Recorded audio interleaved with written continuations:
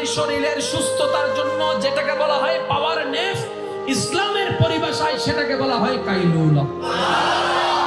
দুপুর বেলা খাওয়ার পরে একটু রেস্ট, রাতের বেলা খাওয়ার পরে, জোরে বলেন, ইসলামও বলে হাঁটো, ডাক্তারও বলে।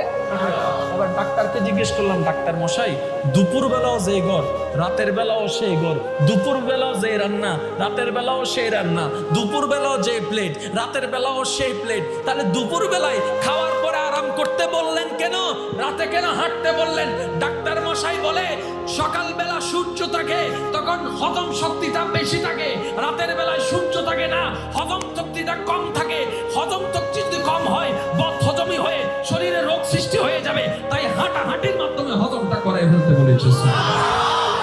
বর্তমান বিজ্ঞান যেটাকে আমাদেরকে পরামর্শ দিচ্ছে, 1450 বছর আগে আপনার নবী, আমার নবী রহমতুল্লিল আলামিনকে দিয়ে আল্লাহ তাআলা এই পরামর্শ দান করে দিয়েছেন।